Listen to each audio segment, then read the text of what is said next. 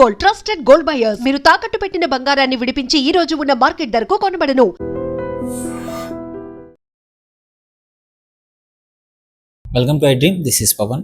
ప్రస్తుతం ఎండల తీవ్రత ఎలా ఉందో మీ అందరికీ తెలిసిందే కదా. సో దానికి సంబంధించి ఎలాంటి జాగ్రత్తలు తీసుకోవాలి, ఎలా ఉంటే సేఫ్ సైడ్ ఉంటాము, ఏ ఏజ్ వాళ్ళకి ఎలాంటి ఎఫెక్ట్ ఉంటుంది అని చెప్పేసి డాక్టర్ శ్రీభూషణ్ రాజు గారు ఉన్నారు, నెఫ్రాలజీ స్పెషలిస్ట్, ప్రొఫెసర్.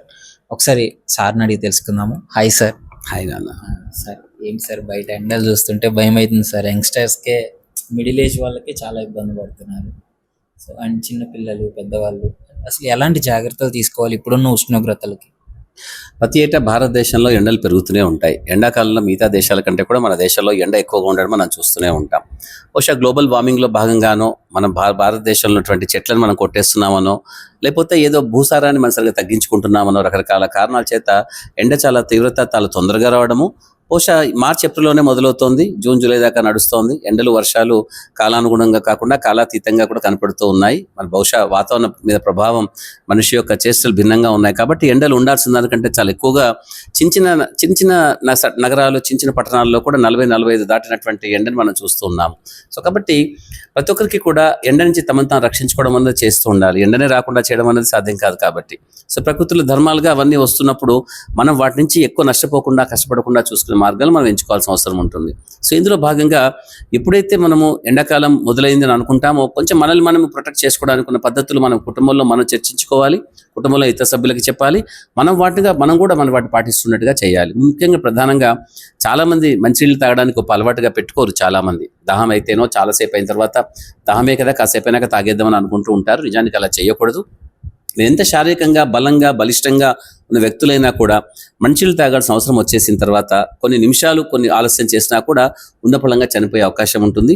ముఖ్యంగా మన మెదడులో ఇటువంటి మార్పులు చాలా వేగంగా జరుగుతూ ఉంటాయి. ఎండలో బాగా తిరుగుతున్నప్పుడు డిహైడ్రేషన్ అయితే తప్పునప్పుడు మెదడులో వచ్చిన మార్పుల వల్ల రక్తనాళాల చెట్లు ఉన్నపళంగా చనిపోవడం వల్ల మేము అకస్మాత్తుగా చనిపోవడం మేము చూస్తూ ఉంటాం. కాబట్టి ఎండలో ఉన్నటువంటి వాళ్ళు ఎవరైనా ఉన్నపళంగా కూలిపోతే తప్పనిసరిగా వాళ్ళకి వడదెబ్బ సోకినట్టు అని అనుకోవాల్సిన అవసరం ఉంటుంది. ఎవరినైనా కూడా ముఖ్యంగా చిన్నపిల్లల్లోనూ, బక్కగా ఉన్నటువంటి వాళ్ళలో కానీ, శారీరకంగా దుర్బలంగా ఉన్నటువంటి వాళ్ళలోనూ, ముఖ్యంగా వృద్ధాశ్రమాల్లో ఉన్నటువంటి పెద్దవాళ్లలో, వయసు మళ్ళిన వాళ్ళలో, శారీరకంగా ఎముకలు కండరాలు బలంగా లేని వాళ్ళలో మనం ఎక్కువగా వడదెబ్బ చూస్తూ ఉంటాం.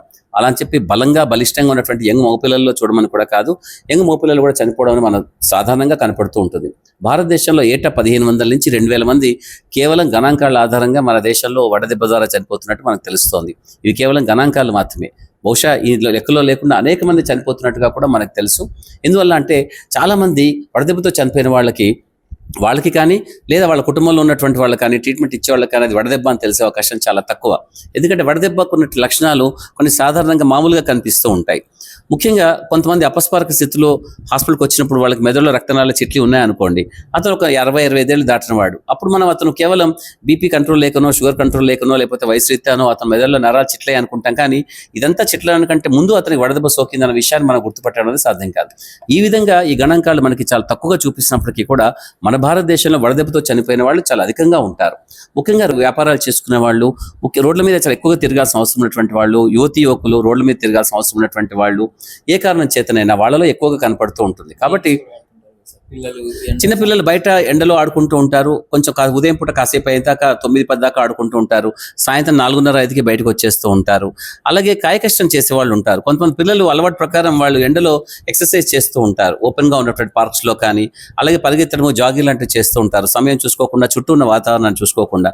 ఇంకోటి ఏంటంటే వాళ్ళు మధ్యలో ఆగి మంచినీళ్ళు తాగడం కానీ, ఇతర తీసుకోవడం కూడా కొంతమంది చేస్తూ ఉండరు. శరీరానికి ఎప్పుడైనా కూడా నిరంతరాయంగా కావాల్సింది గాలి. ఆ విధంగా కొన్ని సందర్భాల్లో ఎప్పటికీ నీరు కావాల్సిందే. నీటిని మనం చాలా వరకు నిల్వ పెట్టుకోవడం అంటూ సాధ్యం కాదు. కండరాలు బలంగా ఉన్నటువంటి వాళ్ళలో కొంచెం నిల్వ ఉండడం అనేది సాధ్యం అవుతుంది. ముఖ్యంగా పెద్దవాళ్ళు, వృద్ధుల్లో మన శరీరంలో నీటి నిల్వ పెట్టుకోవడం అనేది సాధ్యం కాదు. కాబట్టి వాళ్ళు తరచూ మంచినీళ్ళు తాగుతూ ఉండాలి. వాళ్ళకి దాహం కాకుండా కూడా మంచినీళ్ళు తాగాలి. కాకపోతే ఏంటంటే పెద్దవాళ్ళలో ఈ దాహార్తి అనే భావన ఏదైతే ఉంటుందో అది కాస్త తగ్గిపోతుంటుంది వయసు రీత్యా. కాబట్టి వాళ్ళు అనుకొని మరీ మంచినీళ్ళు తాగాలి తప్ప ఏదో దాహం అయితేనే తాగదాం అనుకోవడం అనేది పెద్దవాళ్ళకి అది మంచిది కాదు. దాదాపుగా చాలా మంది ఎందుకు ముసలి వాళ్ళలోనే ఎక్కువగా వడదెబ్బ కనపడుతుందంటే ఇదే ఒక కారణం. వాళ్ళకి దాహం పెద్దగా వేయదు, ఆ గుణం కొంచెం తగ్గిపోతుంటుంది, ఆ లక్షణం తగ్గుతూ ఉంటుంది. దాని తోడుగా వాళ్ళు మంచినీళ్ళు వాళ్ళకి సమయానికి ఇచ్చేవాళ్ళు కూడా తక్కువగా ఉంటారు. ముఖ్యంగా వృద్ధాశ్రమాల్లో జరుగుతూ ఉంటుంది. కాబట్టి వాళ్ళు అనుకొని మంచినీళ్ళు తాగుతూ ఉండాలి. ఇంట్లో పెద్దలు ఎవరైనా ఉంటే వాళ్ళు తరచూ వాళ్ళు మంచినీళ్ళు తాగుతున్నారా లేదా చూడాలి. వెయిట్ సార్ ఇప్పుడు సోషల్ మీడియాలో సర్క్యులేట్ అవుతుంటుంది, ఏ ఏజ్ వాళ్ళైనా సరే, ఏ వెయిట్ వాళ్ళైనా సరే కంపల్సరీ 6 లీటర్లు తాగాలి, 5 లీటర్లు తాగాలి, ఇలాంటి మిత్స్ ఉంటాయి కదా. సో వెయిట్ని బట్టి ఏమన్నా అంటే మన అజ్ఞానంతో పాటుగా మనం ఎన్ని నీళ్లు బాగా తాగినా కూడా శరీరానికి ఒక జ్ఞానం అంటూ ఉంటుంది కదా, అది నీకు ఎంత కావాలో అంతే తీసుకుంటుంది, వద్దనుకున్నది బయటకు పంపించేస్తూ ఉంటుంది. దానికోసం కిడ్నీ అనే అవయవం ఉంటుంది, అది ఫిల్టర్ చేసి పంపిస్తూ ఉంటుంది. మీరు ఊరికే ఖాళీగా కూర్చొని ఏసీ గదిలో ఉంటూ 3 లీటర్ మంచిలు తాగుతారు, అందులో 2-2.5 లీటర్లు మూత్రం రూపంలో నెక్స్ట్ 15 నిమిషాల్లో పోసేస్తారు. అలాగే మీరు ఎండలో కాయ కష్టం చేస్తూ మీరు 3 లీటర్లు తాగినా కూడా మీకు 3 గంటల తర్వాత కనీసం 1 లీటర్ మూత్రం కూడా తయారయ్యే అవకాశం ఉండదు. అంటే శరీరానికి ఆ మాత్రం విచక్షణ ఉంటుంది. కాబట్టి మనం కేవలం మన అవసరం రీత్యా కాకుండా ఎండాకాలం అనుకుని కాస్త నీళ్ళు ఎక్కువ తాగుతూ ఉండాలి.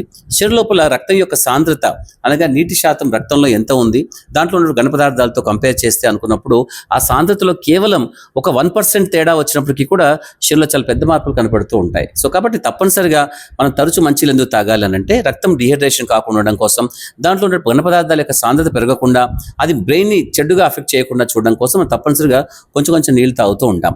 దీన్ని దాన్ని ఆస్మోలాలిటీ అంటూ ఉంటాం భాషలో. కాకపోతే ఆస్మోలాలిటీలో కొంచెం చిన్న మార్పు వచ్చినా, 1% తేడా వచ్చినప్పటికీ కూడా మనకు మెదడులో పెద్ద ప్రభావం చూపిస్తూ ఉంటుంది. అలాగే గుండె యొక్క కండరాలు కానీ ఒంట్లో ఉన్న కండరాలన్నీ కూడా దెబ్బతినే అవకాశం ఉంటుంది. ఎండలో కాయ కష్టం చేసే వాళ్ళకి కండరాలు బలంగా ఉంటే వాళ్ళ కండరాలు విచ్ఛిన్నమైపోయి రాబ్డోమైలిసిస్ అనే కండిషన్ ద్వారా వాళ్ళకి గుండె, కిడ్నీలు, మెదడు పాడైపోయే అవకాశం ఉంటుంది. సో కాబట్టి ఇలాంటి వాళ్ళు కూడా చాలా జాగ్రత్తగా ఉండాలి. నేను చాలా బలిష్టంగా ఉన్నాను కదా, నాకేం కాదు అనుకోవడానికి లేదు. నిజంగా బలిష్టంగా కండరాలు తిరిగినటువంటి వాళ్ళు మంచినీళ్ళు చాలా ఎక్కువ తాగాల్సిన అవసరం కూడా ఉంటుంది. ముఖ్యంగా ఎక్సర్సైజ్ చేసిన వాళ్ళు, జిమ్కి వెళ్ళే వాళ్ళు మంచినీళ్ళు బాగా తాగుతూ ఉండాలి. అలాగే చిన్నపిల్లలు ఆడుకునే వాళ్ళు కూడా బాగా తాగుతూ ఉండాలి. గర్భిణీ స్త్రీలు నీళ్ళు బాగా తాగుతూ ఉండాలి. వృద్ధులు తరచూ నీళ్ళు తాగుతూ ఉండాలి. కాబట్టి మనం ఎప్పుడైనా మనం బయటకు వెళ్తున్నప్పుడు మనతో పాటు ఒక వాటర్ బాటిల్ తీసుకెళ్ళి మంచినీళ్ళు తరచూ తాగుతున్నామా లేదా చూడాలి. ఊరికి అనుకుని 1 లీటర్ 2 లీటర్ తాగవచ్చు కాక, కాకపోతే అది మనకు వృధా అయిపోతుంది. 1 నిమిషాల తర్వాత మళ్ళీ మీకు దాహం అవుతుంది. దానికి కాకుండా అలా కాకుండా మీరే కొంచెం తరచూ కొంచెం మంచినీళ్ళు తాగడం ద్వారా మన శరీరానికి సమయానుకూలంగా సమయం పట్టి మన అవసరం పట్టి కొద్దిగా నీళ్ళు ఇచ్చిన వాళ్ళు అవుతారు. కాబట్టి ఒకేసారి పెద్ద మొత్తంలో కాకుండా కొంచెం నీళ్లు తరచూ తాగుతూ ఉండండి. ముఖ్యంగా ఒక చోట కూర్చొని పనిచేసే వాళ్ళు, ఒకే ప్రదేశంలో ఉండేవాళ్ళు, ఏసీ గదిలో ఫ్యాన్ల కింద పనిచేసే వాళ్ళకి సైతం ఒకే రకంగా ఉంటుంది దాహం అన్నది. సో కాబట్టి వాళ్ళు సైతం అనుకుని మంచిలు తాగాలి. లేకపోతే మనం నీళ్లు తక్కువ తాగినప్పుడు ఉన్న పొలంగా మన మెదడులో కొన్ని మార్పులు వచ్చేస్తూ ఉంటాయి. దాంతో మనం కొంచెం డల్గా అయిపోతూ ఉంటాం, ఎనర్జీ తగ్గిపోయినట్టుగా ఉంటుంది, నిస్సత్తువ అలా కనపడుతూ ఉంటుంది, నిస్సరణగా అయిపోతుంది శరీరం అంతా కూడా. అటువంటి సందర్భంలో మనం వెంటనే మంచినీళ్ళు తాగుతూ ఉండాలి. నిజానికి వడదెబ్బకి కొన్ని లక్షణాలు శరీరం చెబుతూనే ఉంటుంది. వాళ్ళు గుర్తుపట్టి వాటిని వెంటనే ఏదైనా రియాక్ట్ అవ్వడం అనేది కొన్ని సందర్భాలు ఆలస్యం చేస్తూ ఉంటారు. ముఖ్యంగా యంగ్ పిల్లలు బైక్ మీద చాలాసేపు నడుస్తూ బైక్ మీద అలా వెళ్తూ ఉంటారు. వాళ్ళు అనుకుంటుంటారు ఈ కాసింత వెళ్ళి కొంచెం దూరం వెళ్ళితే అక్కడ ఆగి లోపలికి వెళ్ళి మంచిలు తాగేద్దాం అనుకుంటారు. ఈలోగానే ఒక్కసారిగా బైక్ నుంచి కూలిపడిపోయి చనిపోయిన సందర్భాలు కూడా మేము విన్నాము, చూసాము. సో కాబట్టి ఎవరైనా కూడా తరచు మంచినీళ్ళు తాగుతూ ఉండాలి. కొన్ని సందర్భాల్లో లక్షణాలు మనం ముందు గుర్తించడం అనేది మనకు చాలా అవసరం. ముఖ్యంగా మనం ఎండలో తిరుగుతున్నప్పుడు ఒక్కసారిగా నీరసంగా, నిస్సత్తుగా అనిపించడము, గొంతు పిడిచగట్టుకుపోయి, గొంతు తడారిపోయి నీళ్లు తాగితే బాగుండు అనిపించడం అది మొదటి సూత్రం. సరే పర్వాలేదు కాసేపైనా తాగుదాం అనుకో క్రమంలో మనకి ఒళ్ళంతా నీరసంగా అయిపోయినట్టు, గుమ్ముగా అనిపించడము, తల తిరుగుతున్నట్టుగా అనిపించడము, కళ్ళ ముందు మసకబారినట్టుగా అనిపించడము, కళ్ళ ముందు మనకు చిన్న పదార్థాలు, వస్తువులన్నీ కూడా కదులుతున్నట్టుగా అనిపించడము, కాళ్ళలో శక్తి, ఎనర్జీ తగ్గిపోయినట్టు అయిపోయి కింద కూలిపడిపోయే పరిస్థితులు లాంటి రావడం అనేది కొన్ని లక్షణాలుగా ఉంటాయి. కొన్ని సందర్భాలు వీటిని ముందుగా గుర్తించకపోతే మాట్లాడుతూ కూడా ఒకేసారి వాళ్ళు కొలాప్స్ అయిపోయే సందర్భం చూస్తుంటాం. అటువంటి సందర్భాలలో ఎవరైనా ఒకరు ఎండకే వాళ్ళు ఎక్స్పోజ్ అవ్వాల్సిన అవసరం లేదు, ఎండలో బాగా తిరగాల్సిన అవసరం లేదు. లోపల ఉన్న పెద్ద ప్రదేశాలలో పనిచేస్తూ నడుస్తున్న వాళ్ళలో కూడా వడదెబ్బ సోకే అవకాశం ఉంటుంది. అటువంటి సందర్భాల్లో వాళ్ళు కింద పడిపోయినప్పుడు వాళ్ళని ఫ్లాట్గా పడుకోబెట్టేసి వీలైతే వాళ్ళ బ్లడ్ ప్రెషర్, షుగర్ చెక్ చేయవచ్చు. ఒకవేళ బీపీ, షుగర్లో మార్పులు ఏమైనా వస్తే తదనుగుణంగా వాళ్ళకి ట్రీట్మెంట్ ఇవ్వాల్సిన అవసరం ఉంటుంది. కాళ్ళు కాస్త ఎత్తుగా పెట్టేసి, బ్లడ్ ప్రెషర్ తక్కువగా ఉంటే కాళ్ళు కాస్త ఎత్తుగా పెట్టేసి, వాళ్ళు కాస్త బట్టలు కాస్త వదులుగా చేసి ఫ్యాన్ కింద పడుకోబెట్టి వాళ్ళ ఒంటి మీద చల్లటి నీళ్లు చల్లాలి. తర్వాత వాళ్ళు కొంచెం కాన్షియస్ అయిపోతే వాళ్ళు కొంచెం మంచినీళ్ళు తాగించాలి. అన్కాన్షియస్గా ఉంటే వాళ్ళకి సలైన్ రూపంలో కానీ, అలాగే రైల్స్ ట్యూబ్ ముక్కు ద్వారా ట్యూబ్ వేసేసి దాంతో కానీ చల్లటి నీళ్ళు పంపించాలి. వాళ్ళ చుట్టూ ఒక ఐస్ ముక్కలు పెట్టడం కానీ, ఐస్ మీద వాళ్ళు పడుకోబెట్టడం ద్వారా చేయడం ద్వారా కూడా వాళ్ళు చాలా మంచిగా అవుతుంది. చల్లగా ఉన్నటువంటి నీళ్ళని కడుపులో పంపించడం ద్వారా కూడా వడదెబ్బ సోకినటువంటి వ్యక్తికి ఏదైనా చెడ్డ మార్పు జరుగుతున్నప్పుడు వాళ్ళు మంచిగా అవకాశం ఉంటుంది. వడదెబ్బతో తాత్కాలికంగా అప్పుడు మాత్రమే కాదు, ఆ తర్వాత కూడా వాళ్ళ లక్షణాలు కనపడుతూ ఉంటాయి. నెమ్మదిగా కిడ్నీ కానీ, లివర్ కానీ పాడైపోవడము, గుండె యొక్క ప్రకంపనల్లో కొన్ని మార్పులు రావడం చూస్తూ ఉంటాం. అలాగే వీళ్ళలో కేవలం నీళ్లు మాత్రమే కాకుండా లవణాలు కూడా సమృద్ధిగా తీసుకోవాల్సిన అవసరం ఉంటుంది. ఎండాకాలంలో మనకి లవణాలు కూడా అవసరం ఉంటుంది. మన చెమట ద్వారా అనేక లవణాలు కూడా మనం కోల్పోతుంటాం. ముఖ్యంగా సోడియం, పొటాషియం, మెగ్నీషియం లాంటి పదార్థాలు మనకు తక్కువైపోతుంటాయి. కాబట్టి కేవలం మంచినీళ్ళు మాత్రమే కాకుండా సోడియం, పొటాషియం, మెగ్నీషియం లాంటి పదార్థాలు సమృద్ధంగా ఉన్నటువంటి పదార్థాలను మనం తీసుకుంటూ ఉండాలి. వీటిలో మనకి ముఖ్యంగా కొబ్బరి నీళ్లు, పండ్లు అలాంటివి మనకి చాలా ముఖ్యం. నిజానికి మీరు చూస్తే ఎండాకాలం మనకు దొరికే అధికంగా విరివిగా దొరికే ప్రతి పండు కూడా నీటితో నిర్మితమైనట్టుగా కనిపిస్తూ ఉంటుంది. అంటే నీళ్లు అధికంగా కనిపిస్తాయి మన మొత్తంగా కూడా. కాబట్టి మనం తప్పనిసరిగా ఆ కాలంలో, ఆ సీజన్లో ఆ పండ్లు తినాలని చెప్పి మన ప్రకృతి చెప్తున్నట్టుగా ఉంటుంది. అంతేకాకుండా మజ్జిగ లాంటి పదార్థాలు మనం తరచూ తీసుకోండి. మజ్జిగ లాంటి ద్రవకాలు తరచూ తీసుకుంటూ ఉండండి. దాంట్లో కాస్త ఉప్పు నిమ్మరసం వేసుకొని తీసుకోండి, లవణాలు కూడా వస్తుంటాయి. పండ్లు, కొబ్బరి నీళ్లు అలాగే మిగతా పదార్థాలు బాగా తీసుకుంటూ ఉండండి. అలా కాకుండా చాలా మంది కూల్ డ్రింక్స్ తాగుతూ దాహార్తి తీర్చుకోవాలని చూస్తూ ఉంటారు. కూల్ డ్రింక్స్ ద్వారా మనకి దాహార్తి తీరకపోగా కొన్ని సందర్భాల్లో మనకి హాని కూడా చేస్తుంది. కిడ్నీలో రాళ్ళు రావడానికి, మనకు గొంతు ఎండిపోయినట్టుగా ఉండడము, కండరాలు బలహీనమైపోవడం కూడా ఈ కూల్ డ్రింక్స్ చేస్తుంటాయి. కాబట్టి ఎండాకాలంలో మీరు తాగకూడని ఏదైనా ఉంటే అవి తప్పకుండా కూల్ డ్రింక్స్ అవుతూ ఉంటాయి. కాబట్టి కూల్ డ్రింక్స్ తాగకండి. మంచినీళ్ళు, మజ్జిగ, పండ్లు తీసుకోండి. ఇలాంటివి తీసుకోవడం ద్వారా మన శరీరానికి కావాల్సిన నీటి శాతాన్ని మనం సమయానుకూలంగా ఇచ్చినట్టుగా అవుతుంది. అంటే ఎండ దెబ్బ తగలగానే ఇప్పుడు కొంతమంది ఏమనుకుంటారంటే కూల్ డ్రింక్ తాపించాలి తొందరగా, థమ్స్అప్, స్ప్రైట్ లైక్ ఇలాంటివి ఏమన్నా తీసుకొచ్చి తాపించండి అని చెప్తుంటారు. అదే తప్పు. కాబట్టి అది కొంచెం తాత్కాలికంగా వాళ్ళకి ఇమీడియట్ గా కేవలం కూల్ డ్రింక్స్ మాత్రమే ఉంటే పర్వాలేదు. అది కొంచెం నీళ్ళు ఇచ్చినట్టుగా అవుతుంటుంది. నేను చెప్పినట్టుగా రక్తం లోపల ఆస్మోలారిటీ సాంద్రత అంటాం కదా, అది కొంచెం మార్చినట్టుగా అవుతుంది. కానీ అది నిజంగా అది సరైన ట్రీట్మెంట్ కాదు. మంచినీళ్ళు, చల్లటి నీళ్ళే ఇవ్వాలి. అలాగే కొన్ని అవయవాలు బాగాలేని వాళ్ళు, కిడ్నీ అలాంటి బాగాలేని వాళ్ళు కొబ్బరి నీళ్ళు తాగకూడదు. వాళ్ళని పక్కన పెట్టేస్తే మామూలు వాళ్ళందరూ కూడా మంచినీళ్ళు బాగా తాగవచ్చు. ఎవరికైతే మూత్రం కొన్ని గంటలుగా రాలేదనుకుంటామో, దాదాపుగా అతను 8 గంటలుగా నేను మూత్రం పోయలేదు అనుకుంటారో, వాళ్ళకి కొబ్బరి నీళ్ళు కొంచెం జాగ్రత్తగా చూసుకొని ఇవ్వండి. ఎందుకంటే వాళ్ళకి కొన్ని మార్పులు కిడ్నీ పరంగా కొన్ని జరిగి ఉంటాయి. ఇవన్నీ అవయవాలు చాలా సున్నితంగా ఉంటాయి. ఎండకి ఎక్స్పోజ్ అవుతున్నప్పుడు మనకు తెలియకుండానే వాటిలో మార్పులు నిశ్శబ్దంగా జరుగుతూ ఉంటాయి. మనం వాటిని గుర్తించడం సాధ్యం కాదు. ఒకవేళ రక్త పరీక్ష రూపంలో కనిపెట్టాలనుకున్నా కూడా కొన్ని రోజులు పడుతుంది. కాబట్టి మనం కొంచెం జాగ్రత్తగా ఉండాలి. ఏదైనా కూడా, ఏ సందర్భంలోనైనా ఎవరికైనా కూడా చల్లటి నీళ్ళు తాగడం అంత శ్రేయస్కరం ఇంకోటి ఉండదు. స్కిన్ కి సంబంధించిన డిసీజెస్ ఏమన్నా వచ్చే ఛాన్సెస్ ఉన్నాయా సార్? ఇప్పుడు వచ్చే ఎండల వల్ల కావచ్చు. చిన్నపిల్లల్లో ఎండలో బాగా ఆడుకుంటున్నప్పుడు వాళ్ళకి చెమట పొక్కులాగా వస్తూ ఉంటాయి. అలాగే ర్యాష్ వస్తూ ఉంటుంది. అది మంచిది కాదు. వాళ్ళ కళ్ళు ఎర్రగా అవుతూ ఉంటాయి. కళ్ళు చుట్టూ గుంటలు పడ్డట్టుగా అయిపోతుంది పిల్లలకి. వాళ్ళు నల్లబడిపోవడం అనేది పక్కన పెట్టేస్తే వాళ్ళు గొంతు పిడిచిపట్టుబడి కాకుండా ఊరికి అలసిపోతారు. ఇంటికి రాగానే అలా పడిపోతారు, నీళ్ళు తాగుతూ అలా ఇవి అన్నం తినకుండా పడిపోతూ ఉంటారు. సో చిన్నపిల్లల్ని మనం జాగ్రత్తగా చూస్తూ ఉండాలి. పెద్దవాళ్ళకి కొంతమందికి ఎండలో బాగా తిరుగుతున్నప్పుడు చర్మంలో కొన్ని మార్పులు వస్తాయి. ఫోటో సెన్సిటివిటీ అంటూ ఉంటాం. ఎండకు బాగా ఎక్స్పోజ్, అలాంటి వాళ్ళకి చర్మం అంతా కందిపోయినట్టుగా అవడము, కమిలిపోయినట్టుగా అయిపోవడము, తర్వాత ఎర్రగా అయిపోయిన చర్మం కొన్ని రోజుల తర్వాత నల్లగా అయిపోవడము అది జరుగుతూ ఉంటుంది. కాబట్టి మనం డైరెక్ట్గా ఎప్పుడు సన్కి ఎక్స్పోజ్ అవ్వకూడదు. చర్మం సున్నితమైన చర్మం కలిగినటువంటి వాళ్ళు ఎండకు వెళ్తున్నప్పుడు తప్పనిసరిగా సన్ స్క్రీన్ లోషన్స్ వాడాలి. ఒకలా చాలా ఖరీదైనగా అనుకుంటే తప్పనిసరిగా ఒక గొడుగు కానీ లేదా తడిగుడ్డ కానీ మొహం మీద కానీ తల మీద కానీ పెట్టుకొని వెళ్ళడం అనేది చాలా మంచిది. ఎవరో ఏదో అనుకుంటారనో నామోషి ఫీల్ అవుతున్నా మనం కష్టపెట్టుకోవాల్సిన అవసరం లేదు. ఎందుకంటే వడదెబ్బతో చనిపోవడం అనేది చాలా చాలా తప్పు. మనం ఎంత అజాగ్రత్తగా ఉన్నామో అది తెలుస్తూ ఉంటుంది. కాబట్టి కొద్దిగా జాగ్రత్తలు తీసుకోవడం అనేది వాళ్ళని మనం రక్షించుకోవడానికి చాలా అత్యంత అవసరమైనటువంటిది. కాబట్టి వడదెబ్బ సోకకుండా ఎండాకాలంలో తప్పనిసరిగా బేసిక్ ప్రిన్సిపల్స్ ఏదైతే ఉంటాయో అది అందరికీ తెలియాలి.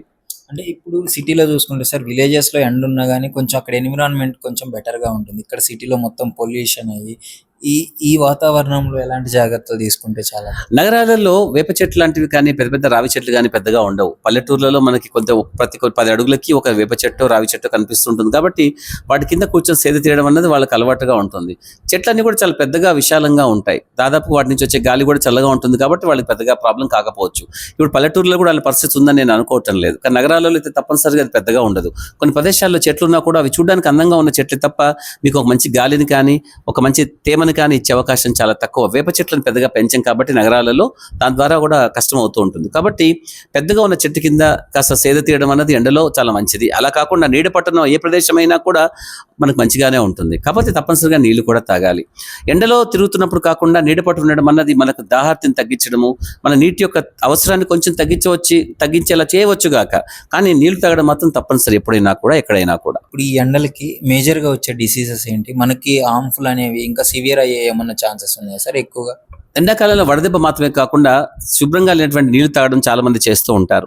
నీళ్లు పక్కన పెట్టినప్పుడు కొన్ని గంటల తర్వాత వాటిలో బ్యాక్టీరియా కానీ వైరస్ కానీ పెరిగే అవకాశం ఎండాకాలంలో వాటి చాలా ఉధృతంగా ఉంటుంది. కాబట్టి అటువంటి కంటామినేటెడ్ వాటర్, అశుభ్రమైనటువంటి నీళ్లు తాగడం ద్వారా ప్రజల్లో కొన్ని ప్రాబ్లమ్స్ వస్తూ ఉంటాయి. మనందరికీ తెలుసు. పొలంలో వెళ్ళి పని చేసే వాళ్ళు కూడా అక్కడ బాయిలో వాటర్ తాగుతారు రెగ్యులర్ గా, వాళ్ళకి రెగ్యులర్ చేసి శుభ్రంగా ఉన్న వాటర్ని గుర్తుపట్టడం అంత సులభం కాదు. మనకి నీళ్లు బాగున్నాయా లేదా అనేసి వాళ్ళు అనుకుంటారు రోజు తాగుతున్న నీళ్ళు కదా అని తాగేస్తూ ఉంటారు. అక్కడ ఏదైనా అశుభ్రం అయిపోయినా, అక్కడ కంటామినేషన్ జరిగినా మనం మనం గుర్తించే అవకాశం చాలా తక్కువ. ఇంకోటి, మనము తెలియకుండా మనము నోటికి దగ్గరగా మన వేళ్ళని తీసుకెళ్తూ ఉంటాం. ఉదాహరణకి మెట్రోలో బాగా ప్రయాణం చేసే వాళ్ళకి ఒకరి ద్వారా ఒకరికి ఇన్ఫెక్షన్ వస్తుంది అనుకోండి, ఎవరైనా చాలా మంది పట్టుకున్న ప్రదేశాలు అవన్నీ కూడా, ఎవరైనా చేతుల్లో ఇన్ఫెక్షన్ ఉంటే ఆ చేతులు మనం తీసుకోవడము, తద్వారా మనం మంచిలు తాగుతున్నప్పుడు తింటున్నప్పుడు మనకు ఆ చేతులు మన నోట్లో వెళ్ళిపోయిన తర్వాత తద్వారా కంటామినేషన్ అవకాశం ఉంటుంది. కాబట్టి ఎండాకాలంలో మిగతా అన్ని జబ్బుల కంటే కూడా ఎక్కువ మంది ఆసుపత్రులు అడ్మిట్ అయ్యే అవకాశం ఎక్కువ గ్యాస్ట్రైటిస్తో ఉంటుంది.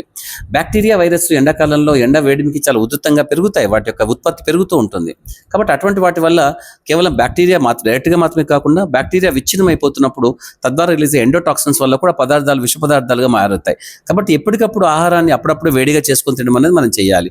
అది కాకుండా పొద్దుటెప్పుడో వండినటువంటి ఆహారాన్ని అలా పెట్టేసి ఎండలో ఉండి మళ్ళీ సాయంత్రం కాస్త అప్పుడప్పుడు తింటేనో లేదా కాస్త వేడి చేసుకొని తింటేనో లాభం ఉండదు. అలా వేడి చేయడం ద్వారా కూడా మనకి ఎండోటాక్సిన్స్ రిలీజ్ అయిపోయి ఆహారం కలుషిత ఆహారం లాగా మారే అవకాశము, విష పదార్థాల్లో మారే అవకాశం ఉంటుంది. తద్వారా చాలా మందికి అన్నం తినగానే వికారాలు అనిపించడము, కడుపు నొప్పి, వాంతులు అయిపోవడము, తర్వాత విరోచనాలు, లూజ్ మోషన్స్ అవ్వడం జరుగుతూ ఉంటుంది. కాబట్టి ఇటువంటి వాటి పట్ల మనం చాలా జాగ్రత్తగా ఉండాలి. ముఖ్యంగా బీపీ మందులు, షుగర్ మందులు వేసుకునే వాళ్ళు, దీర్ఘకాలిక వ్యాధులకి అనేక మందులు వాడుతున్నటువంటి వాళ్ళు ఈ ఎండాకాలంలో మరిన్ని జాగ్రత్తలు తీసుకోవాల్సిన అవసరం ఉంటుంది.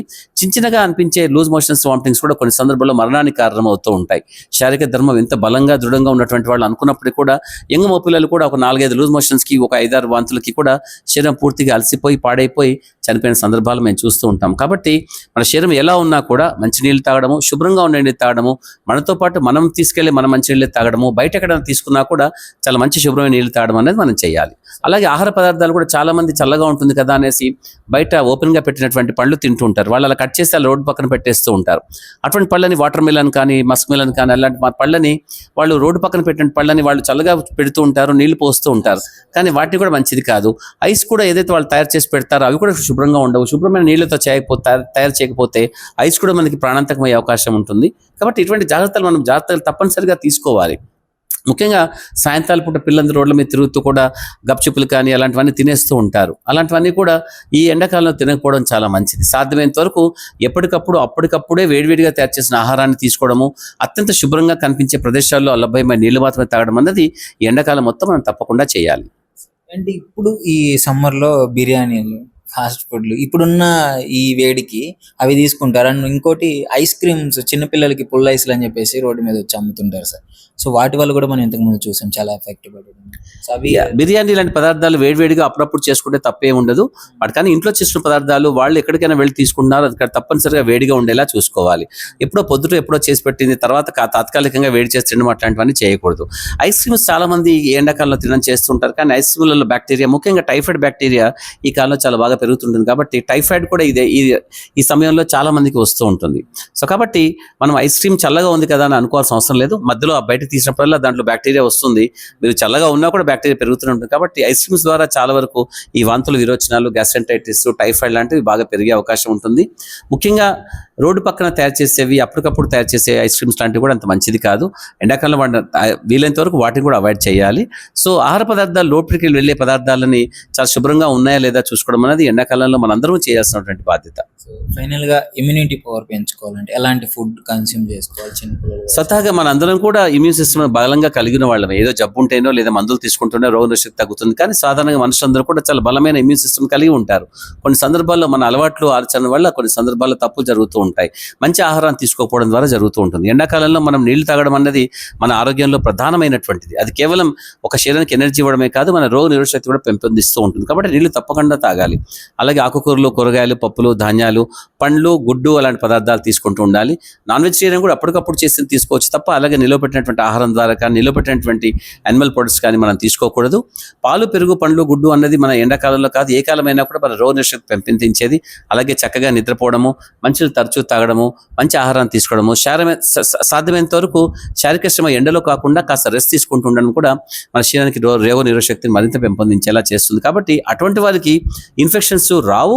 ఒకవేళ తక్కువగా వస్తాయి, ఒకవేళ వచ్చినా కూడా దానికి చికిత్స చాలా మంచిగా తీసుకుంటే వాళ్ళు చాలా తొందరగా కోలుకునే అవకాశం ఉంటుంది. అనగా ట్రీట్మెంట్ కూడా వాళ్ళు వెసులుబాటుగా ఉండే శరీర ధర్మాన్ని వాళ్ళు కలిగి ఉంటారు. కాబట్టి మంచి ఆహారాన్ని తీసుకోవడం అనేది ఏ వేళకైనా ఎవరికైనా కూడా చాలా మంచిది. Thank you sir, thank you so much. So చూసారు కదా, ఈ జాగ్రత్తలన్నీ మీరు పాటిస్తే డెఫినెట్లీ ఈ వడదెబ్బ నుంచి, ఎండ ఉష్ణోగ్రతల గురించి తప్పించుకునే ఛాన్సెస్ అయితే ఎక్కువ ఉంటాయి.